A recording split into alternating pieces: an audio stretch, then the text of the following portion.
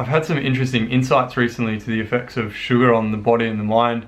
It's had me thinking back to my childhood and being exposed to processed sugars from such a young age, and how I think there's a correlation to that with recreational drug use. If I think back to my early childhood, even around the age of 4 or 5, some of my earliest memories, going to things like family events or other friends' birthday parties and always being on the lookout for sugar. We didn't have a lot of sugar in the house growing up. We ate pretty simple food. Meat and 3 veg was really common meals around our house. So whenever I had that opportunity to really gorge on sugary foods like chocolates, lollies, soft drinks and stuff like that, I'd get as much of it into me as I could. And I remember turning up at these kind of events and just having this radar that I'd just be seeking out sugar, and I'd take in as much as I could, and that would really ramp me up and get me quite high, and on that, you know, sugary high that you see kids get on. And then ultimately, either on the way home or later that day, later that night, have that big sugary crash and really feel that come down. That kind of patterning of going through those, you know, big spikes of sugar intake and those sugar crashes, I really see that there was quite an inertia that came along with that. And when I got to my early teen years, it was just a natural progression into taking drugs, because that kind of patterning was so familiar.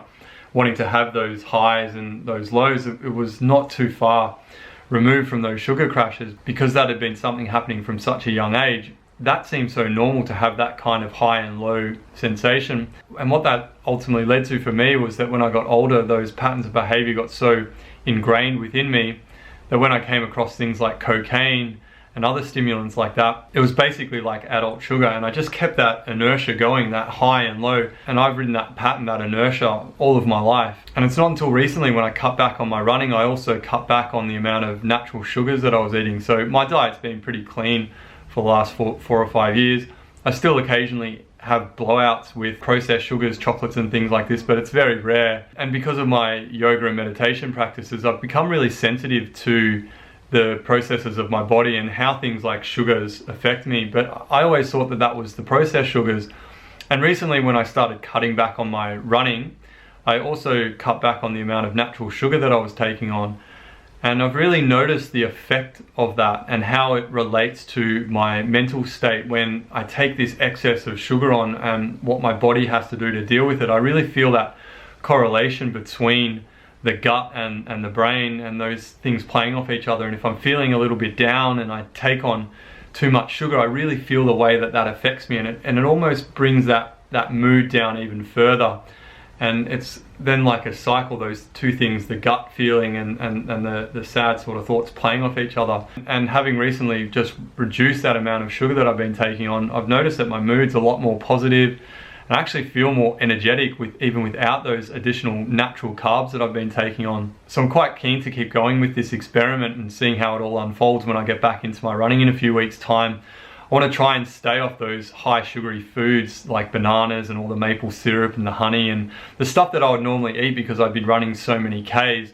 It wouldn't really matter that I'd take on all those carbs. I felt like I needed it. I want to see if I can keep maintaining my diet with less of those things thrown in, and just getting the food from grains and rice, maybe have an increase of those things, and see if that keeps boosting my mood. And I always think that things should be done over long periods of time to really understand the results of how they affect us and how they work on us.